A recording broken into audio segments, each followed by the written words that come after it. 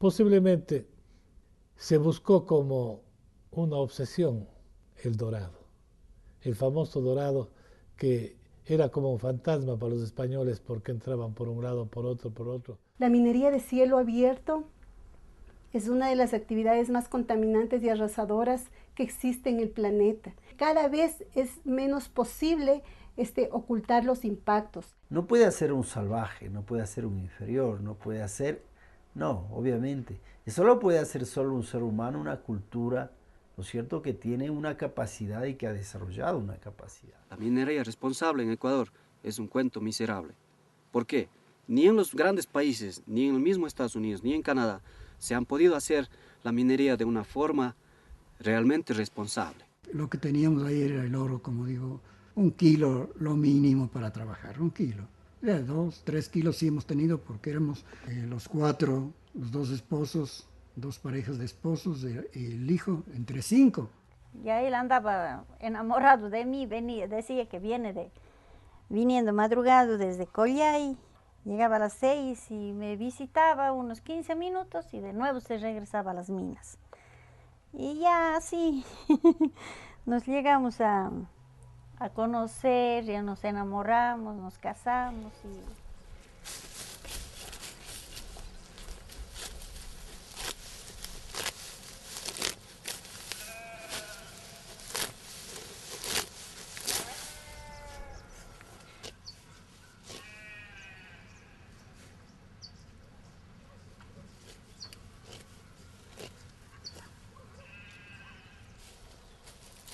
Antes de las minas trabajaban pues así, unos en tejas, otros en zapatos, algunas personas iban a la costa, a la zafra, y hacían unos a cortar caña, otros a hacer desmontes, decían los hombres. Y las mujeres, vuelta en la casa, se trabajaba en el bordado, en el tejido de las chompas, algunas ayudaban a hacer el calzado a los esposos.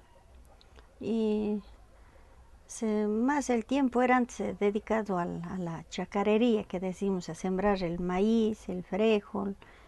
Entonces en eso nos ocupaban a nosotros nuestros papás en hacer deshiervar los terrenos, sacudir las hierbas. Eso era antes la ocupación. Ahora eso ya es muy poco. El calzado como que se terminó un tiempo, pero ahora ya de nuevo está que vuelve el oficio para los hombres. Y para las mujeres no tenemos que hacer ahora, solo nos dedicamos a criar chanchos, a criar cuys, en arreglos de la casa y no hay fuente de trabajo para nosotros que se diga así como antes, chompas, bordado, eso se terminó.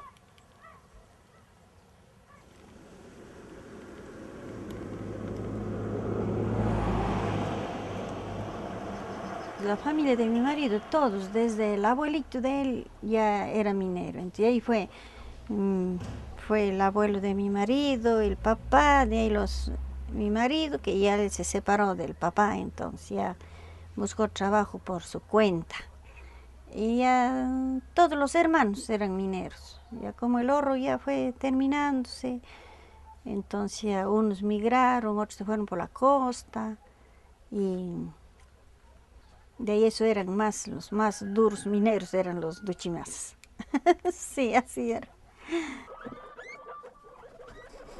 Y él llevaba gente de acá, trabajaba con 10, con 20, hasta con 30 personas. Trabajaba el oro, él pagaba un jornal en ese tiempo. No me acuerdo de cuánto. Y otras personas llevaban 10 personas, 20, un señor y así trabajaba hasta con 90 personas, es mismo en Collay.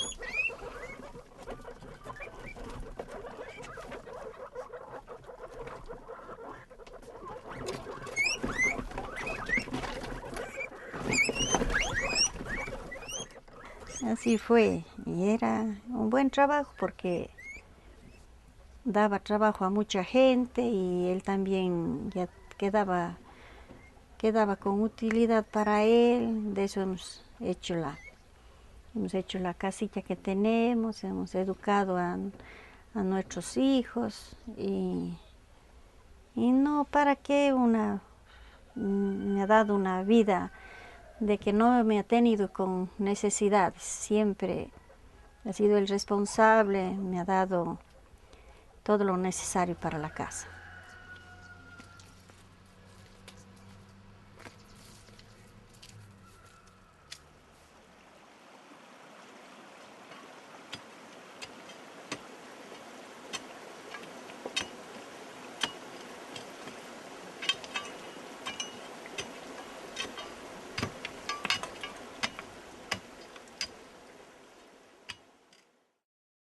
Yo a la arqueología la considero como un medio para hacer historia. Y yo mantengo la tesis de que no hay prehistoria. Toda es historia. Desde la punta de flecha que hicieron nuestros cazadores nómadas hasta una computadora. Todo entra en la historia de la cultura. Los países de América Latina no somos pobres. Los países de América Latina tienen una riqueza enorme. No somos nosotros quienes debemos, son ellos los que nos deben. Y si ponemos en las mismas tasas de interés lo que nos deben, esa cantidad se hace impagable como ellos nos las quieren cobrar. Si quiere hacer un enfoque a este sector del museo que le puede servir, a esa calavera que a lo mejor le puede servir. La minería en época prehispánica fue fundamentalmente de localización del oro en los ríos, con las técnicas de lavar la arena aurífera y de recoger el oro. Aquí la utilización de los metales preciosos, fundamentalmente del oro y de la plata, estaban en función de un grado de ordenamiento social y de un grado de ritualidad y de un nivel de reciprocidad a los dioses. Es decir, pasaba a ser un elemento espiritual muy alto. Y no era transable, digamos, no era comerciable. No tenía sino fines decorativos personales, como vimos por ejemplo en una pieza en la que un indígena se hizo colocar 3 clavos de oro en cada uno de sus dientes, decorativo, para hacerse adornos personales y para ofrenda para los dioses. Figuras de los animales históricos de ese tiempo en oro, por ejemplo. Vasos como el quero de oro, por ejemplo. Figuras humanoides de oro, ¿no? Plantas del maíz, hecho maíces de oro, con granos de oro. Sin embargo, pues aún encontramos ocasionalmente restos arqueológicos con estos materiales y hasta hace poco se fundían para hacer joyas modernas. Hoy ya se sabe que esa riqueza arqueológica vale muchísimo más que el valor físico del oro. La llegada a los españoles fomenta, por supuesto, la explotación, porque había una sed de oro. Porque España en ese momento estaba en guerra, y España lo que quería es acumular riqueza para sostener su guerra. Y toda la riqueza que se iba de aquí se iba en barcos, ¿no es cierto? Se iba en los famosos cajones, se iba por mar y llegaba a Sevilla. El oro entraba por España al estómago de Europa, porque toda Europa quería el oro.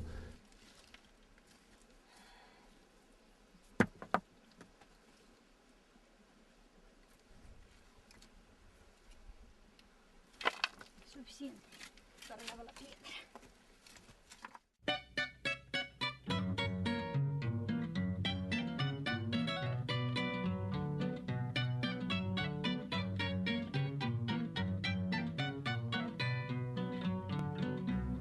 Entonces el oro para trabajar llegaba por medio de los comerciantes, pero el oro de 24. Sí, así llegaba. Nosotros poníamos la liga correspondiente que nos mandaban nuestros jefes, le digo, y trabajábamos el oro, la joya. O interesados en hacer joyas, venían con sus botellitas llenas de oro y hágame este oro una joya. Sí, para trabajar oro un poquito, lo menos que necesita una persona es 100 gramos. En el caso mío, que soy bastante lento. Los rápidos necesitan pues unos 300, necesitan 2, 3 kilos sí hemos tenido porque éramos los 4, los 2 esposos, 2 parejas de esposos, el hijo, entre 5, ya se producía, sí. Eso tenía yo porque mi casa era casi como una pequeña empresa, ¿no?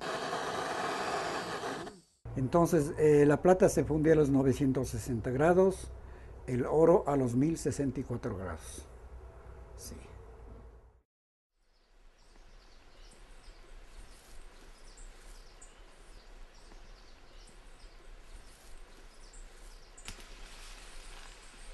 Es decir, todavía tenemos una gran cantidad de riqueza. Cuando nos acusan de ser ecologistas que defendemos pájaros, la idea es que cuando hay pájaros, cuando hay colibríes, es indicativo de que todavía tenemos riqueza. No hay sobre la devastación, sobre el desierto, colibríes.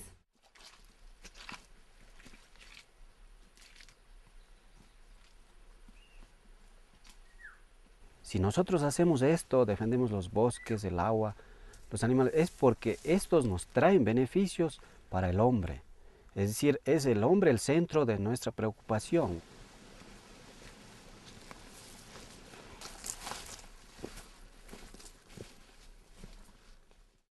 La mayoría de los del potencial minero metálico que se habla actualmente en el Ecuador es sobre todo de oro y cobre, que además son metales que están en auge, digamos, ¿no? Pese a que hay una crisis, el oro es un metal normalmente refugio, digamos, de las inversiones.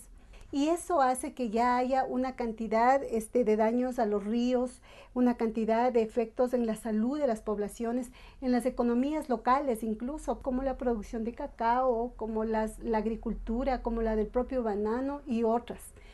La minería artesanal, sí, ciertamente a nivel ambiental no ha causado muchos impactos, muchos destrozos. Estamos hablando de la minería tradicional de hace 100, 200 años, porque como digo, la naturaleza estaba en capacidad de asimilar todos esos daños y se regeneraba. Todavía persiste una minería artesanal, todavía se puede encontrar a personas que están buscando oro, que están lavando oro, que a veces consiguen. Conozco yo de unos pocos casos, por decirle unos 2 o 3 casos de gente que lava oro en los ríos todavía.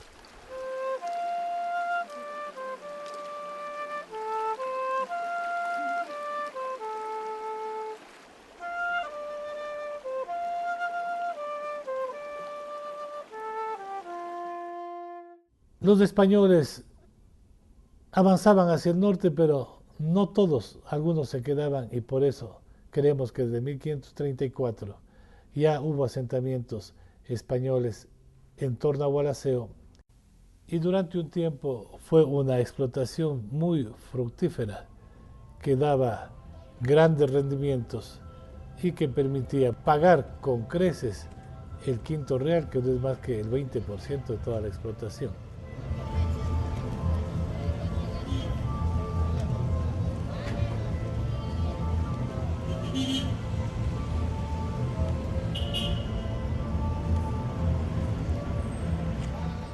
Benalcázar, como muchos de los conquistadores, quiso tener su gobernación propia y aunque sabía que estaba cometiendo una irregularidad, se levantó en San Miguel de Piura y se vino.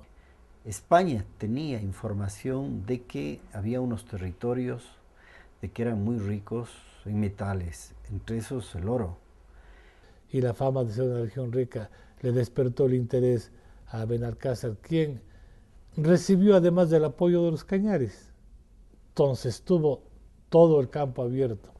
Tenía la resistencia de un sector importante de los incas, capitaneado por Rumiñahui. Pero los cañaris eran habilísimos en todo. Incluso le dieron un mapa para poder ascender. Los cañaris les iban informando cómo ir evitando caer en trampas, en emboscadas. Así es que fueron grandes colaboradores de los españoles. Y los cañaris pues les enseñaron que en Gualaxio, en términos indígenas, había gran riqueza, una gran riqueza en oro. Los historiadores nos dicen que ese pequeño poblado, Cañari, tenía el nombre de Gualaxio y que, además del cultivo del campo, se dedicaban a la minería. El oro lo sacaban de las minas del Collay y del Mailaj.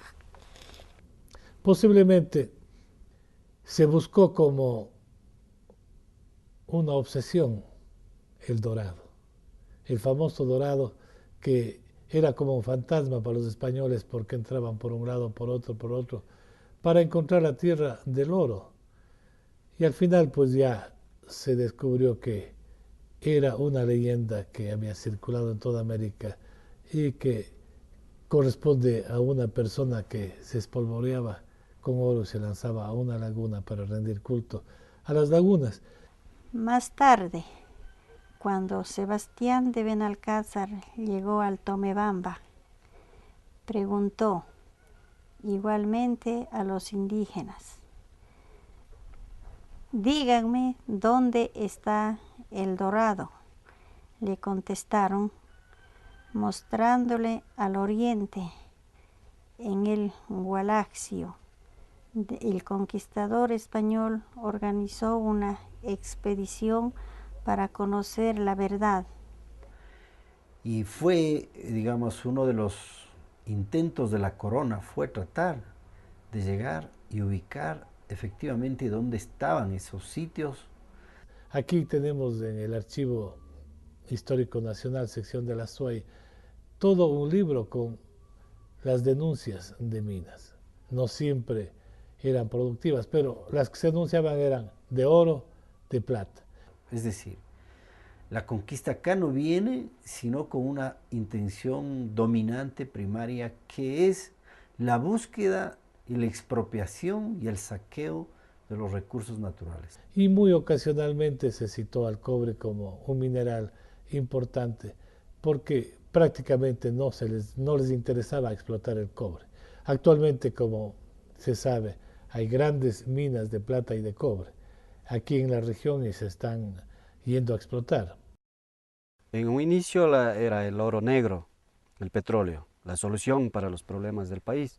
Y se han exportado millones y millones de barriles de petróleo y vemos que el pueblo ecuatoriano sigue todavía endeudado, en la pobreza, con bajos niveles de educación, de salud. Ahora dicen que la roca azul, la piedra azul, o sea, el cobre, va a ser la panacea que nos saque de la miseria, que vamos a ser ricos. Esto más bien va a ser una oportunidad para unos pocos, para que unos pocos se hagan dueños de mucho dinero, mientras la gran mayoría del pueblo ni siquiera lo va a saber. Y cuando lo lleguen a saber, será demasiado tarde, nos habremos quedado con los restos, con la contaminación. Entonces ese es un problema bien serio.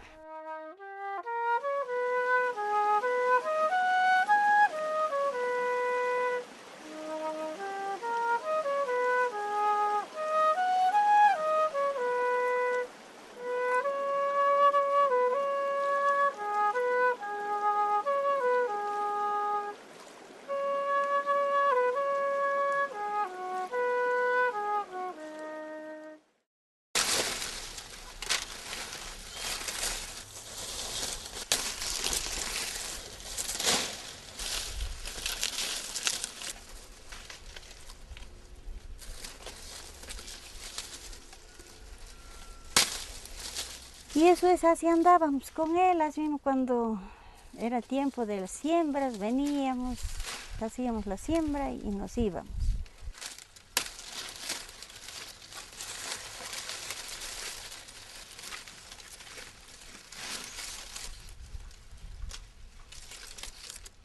Sí, mi marido trabajaba en las minas en Collay, en el Oriente.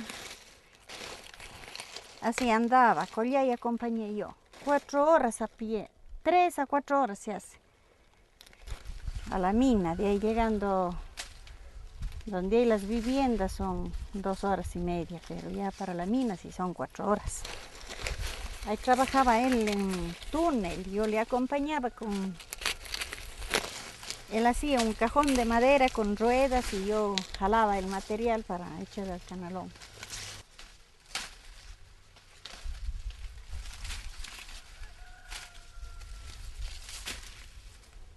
Ya después ya no le pude acompañar nada a él a las minas porque ya llegué a tener 3 hijos y ya era duro la ida. Ya uno ya fue a la escuela y yo ya me quedaba en la casa. Y a él solo nomás andaba. Ya venía cada semana para irnos visitando, dejando platos para la comida. Y ya estaba mi hija en la escuela ya en la primera. Desde ese tiempo yo ya no he vuelto a ir a las minas, ¿no?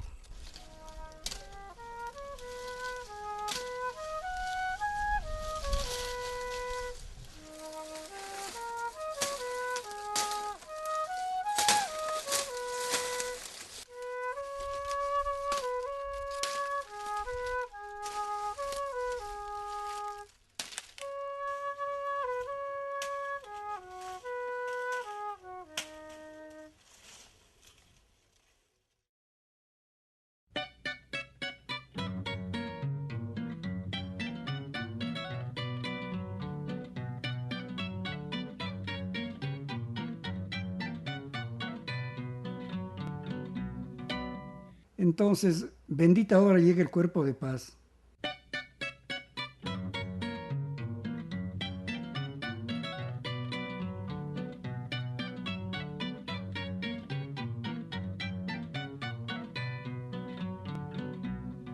Mire que yo hacía unas joyas para esta señorita del cuerpo de paz.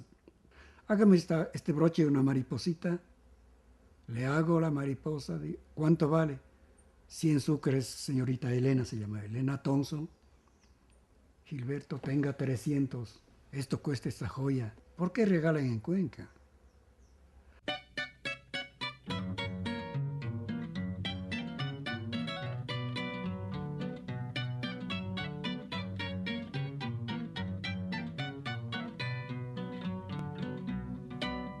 Lo que hicieron conmigo seguramente hicieron con toda la cooperativa, ¿no?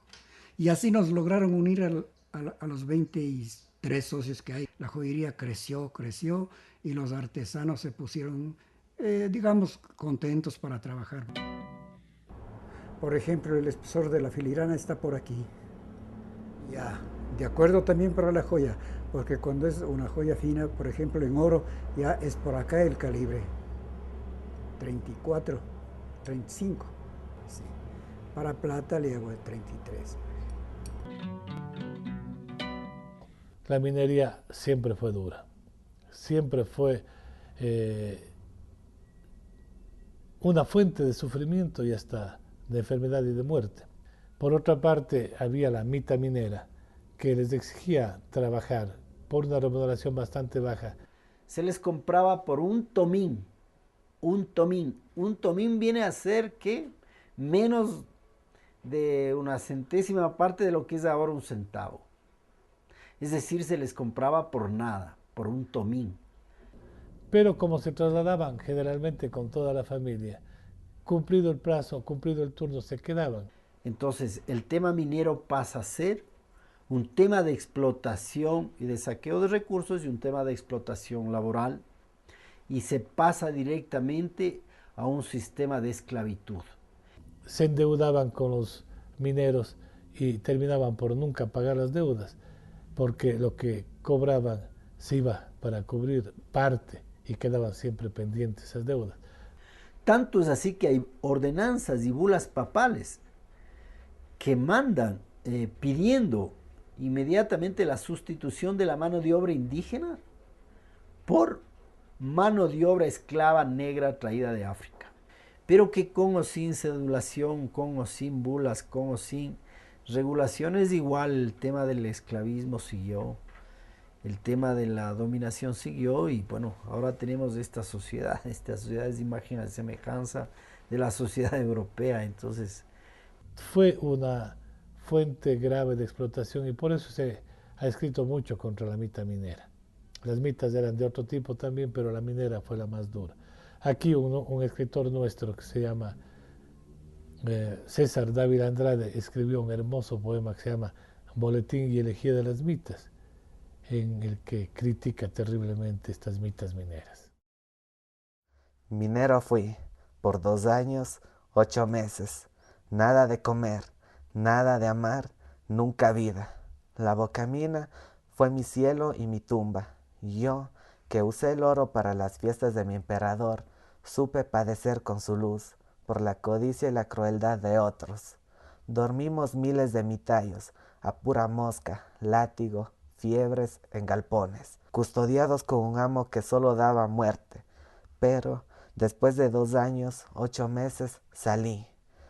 Salimos 600 mitayos de 20,000 que entramos.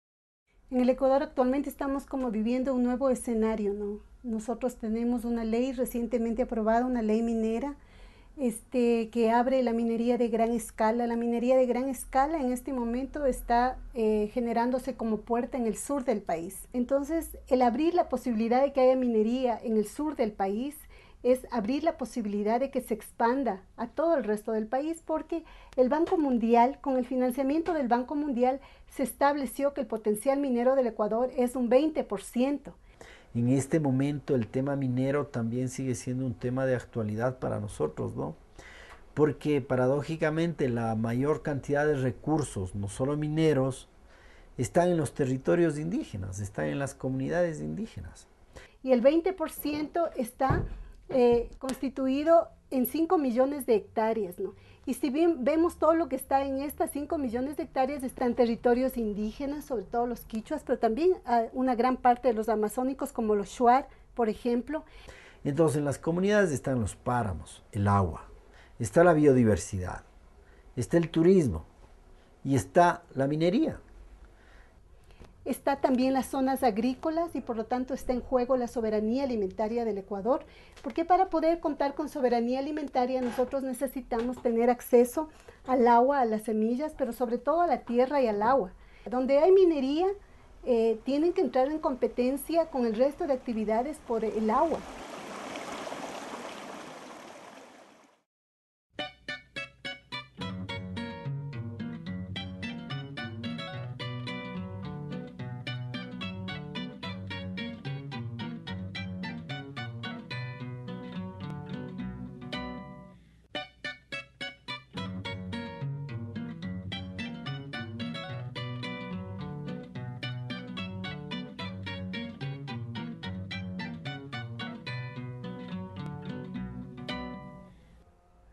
Esta ha sido muy útil para hacer material grueso y para poder no usar el laminador porque no teníamos.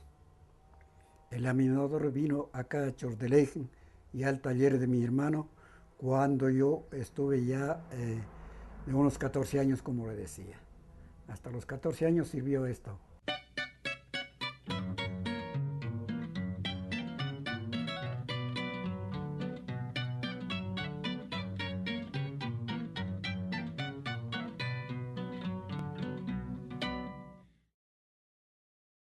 Esto es un machete que sirve para salir a buscar una mina, para cortar los montes, para cortar los surros. Este es el que acompaña primerito al hombre minero. Lleva una pala. Con esto ya para sacar el material y a la pala y la batea lo más importante. Entonces con esto se saca el material. Y como en este ya está lleno, entonces comienza para lavar el oro. Y esta barreta más grande es para hacer al lado las piedras, cuando haya piedras grandes. Ese tecle utilizaban así con cadenas y les enganchaban en este gancho y le alzaban las piedras y así ya se iban dejando el pozo ya sin piedra, solo con material fino para poder lavar. Y cuando sea en un banco hay necesidad de disparar, Entonces utiliza un barreno que con este patero que tiene diamante. Entonces con esto le huequean la roca y le sabían disparar con dinamita. Se hacía fácil. Entonces algunas piedras quedaban muy grandes, ahí se utilizaba el combo. Como mineros bien valientes, bien comidos, bien papeados, alzaban esto, todo el día se pasaban en esto, rompe las piedras. Y esta pequeña también, esta era más grande. Para eso utilizaban este combo. Y para cortar leña, para cocinar, que necesitaban el hacha. De repente llega el oso, llega el leopardo, como siempre es en la montaña, entonces tenían así una pistola sencilla para hacer asustar al oso, no para matar. Y le iban al río para ya todo liquidar el oro, que quede solo oro puro. Entonces para eso se necesitaba la batea de madera que tenga un hoyo pequeñito acá adentro.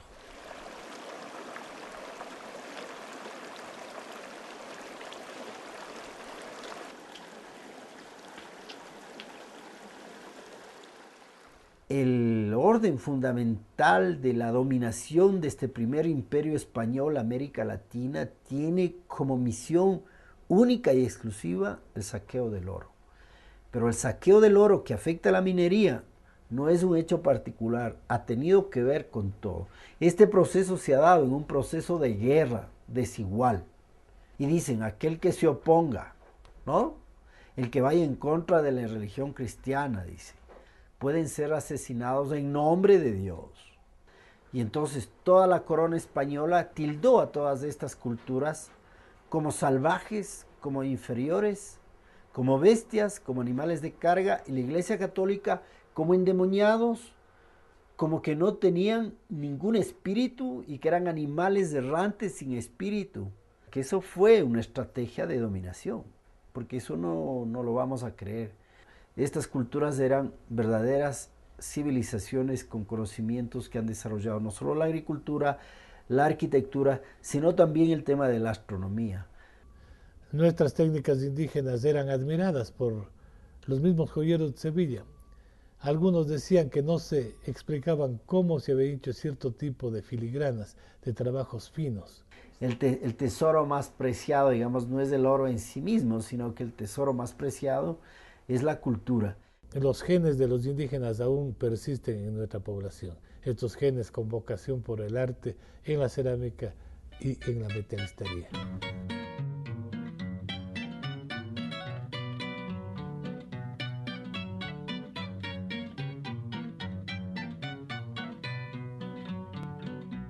Es bonito cuando se terminan las cosas y se ve ya acabado. Yo, haciendo una broma, a mi señora le digo, oye, ¿cómo harán estas cosas? Porque realmente que resulta increíble, increíble.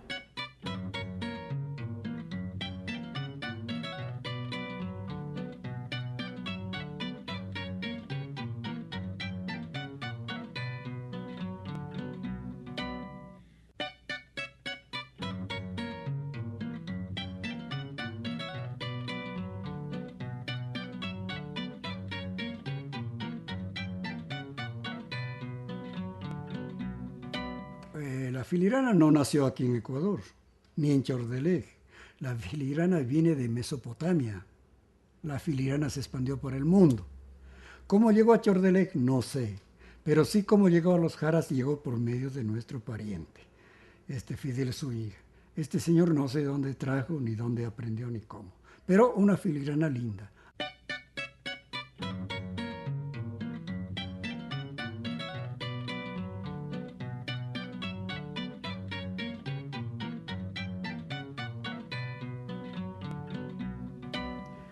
Ese rato había, como le decía, hace un poco rato, unos 40 joyeros o 30. Ahorita hay unos 400 trabajadores, tal vez. Pero en filigrana, tal vez haya unos 10 filigranistas.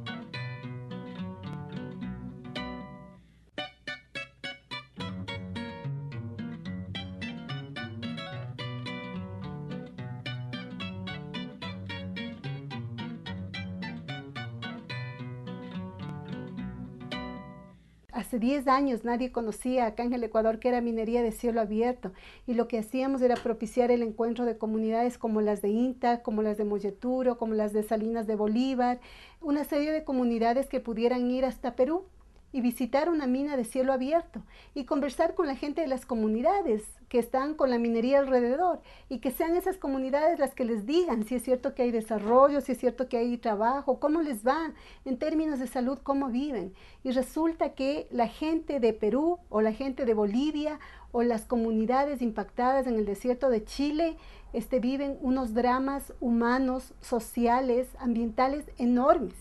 Porque la minería viene y ofrece maravillas, que si va a asfaltar las calles, que si va a dar vías, que si va a dar escuelas, que si va a dar universidades, ofrece muchas mejoras que el pueblo del Estado no podría esperar. Están sobre todo empresas canadienses, y hay como 4 proyectos que han sido promovidos o que están siendo difundidos por el propio presidente de la República. ¿Cómo conciliar las dos corrientes? Los mineros que dicen, sí, yo quiero la minería, quiero empleo, quiero trabajo, quiero dinero. Los no mineros dicen, no, yo no quiero la minería, no quiero la contaminación, no quiero la destrucción, no quiero la descomposición social. Para poder hacer minería de cielo abierto se tiene que quitar lo que esté arriba. En ese sentido la minería es inflexible. Si arriba hay una población, un bosque, una agricultura, lo que sea que haya tiene que desaparecer para que pueda haber minería de gran escala. Se utilizan cantidades fuertes, toneladas de explosivos.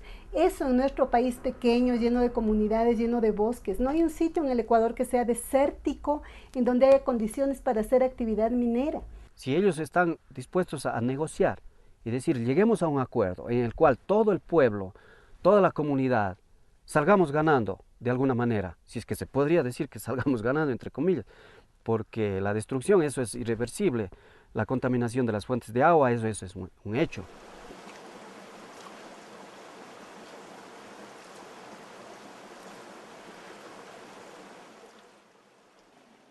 Sí, encontré las fotos de las minas de mi esposo en Ichuinda, por Sixi. Aquí están unos trabajadores haciendo al lado las piedras de lo que estuvieron canalizando el río. Y ahí están los trabajadores atentos para la foto, para tener de recuerdos. Una chica que los fines de semana se iba a decir, o sea, que regale para ella lavar. Todo lo que ella sacaba, lavaba y se llevaba para ella. Este es mi esposo, o sea, él es el dueño de la mina que era. Es él, mi esposo, es un trabajador. Aquí está el carro, que en este carro les llevaba a la gente los días lunes y los fines de semana igual les traía. En este carro llevaba la comida, material y así. De allá, esas fotos no más he tenido. De las minas muy poco nos ha quedado. Todo se iba invertido en gente, en comida, materiales. Es duro la mina. En aquel tiempo producía en unas, y en otras no producía. Y en algunas que producía, vuelta toda la ganancia, invertía en otra mina. Aquí ha habido una afirmación que tal vez hay también en España y en otros sitios. Como es el dicho, que todo minero muere limosnero. Y es la de que todo minero termina por diosero. Sí, me hace gracia el dicho de que muere limosnero. Ya no hay oro, pues, que se puede pensar más, el minero muere limosnero. Porque generalmente invierte mucho dinero, busca, encuentra, se ilusiona, vuelve a invertir y al final pues termina gastando todo lo poco que ha ganado o lo mucho que ha ganado. A mi marido dejó pues, ese tiempo ya de andar a las minas. A él le acompañaban muy poca gente, el oro también ya se escaseó y como ya se endeudó por comprar una mina en Yacuambi, por Zamora. Y ahí había dejado él dando una entrada de dinero y después para cubrir esa deuda tuve yo que pedir. Y eso pasó con los conquistadores cuando se repartieron el oro. A veces en el reparto recibían grandes fortunas.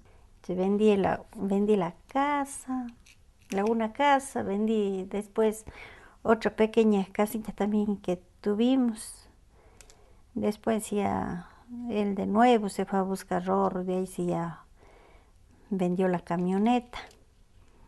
Pues tenían para vivir holgadamente en España y muy pocos se regresaron y casi todos reinvirtieron, avanzaron y terminaron trágicamente. No teníamos en dónde estar, ya se decidió a irse a los Estados Unidos y se fue. No es solamente el oro, hay algo más que el oro, que es la aventura, el honor, la fama, el poder a lo mejor. Pero llegado al caso parece que no es tan bueno allá, ya piensa regresarse. Y dice que de nuevo ha de venir a las minas. Como ahora se escucha de nuevo que están trabajando las minas por acá arriba, pero habrá que preguntar para ver si es que uno se puede acompañar, a ver si es que de veras mismo están lavando y si es que está produciendo.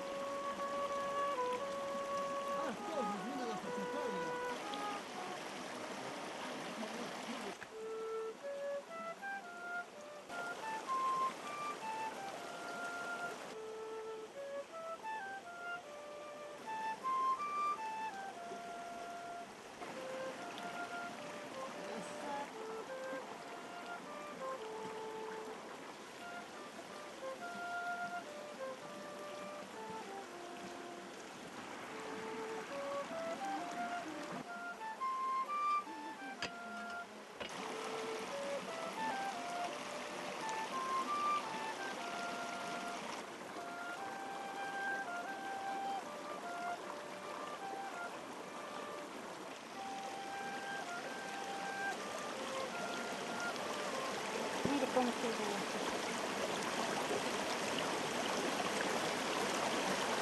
Encontré una pepa. Una chiquita pepa. Y hay oro, ya ve.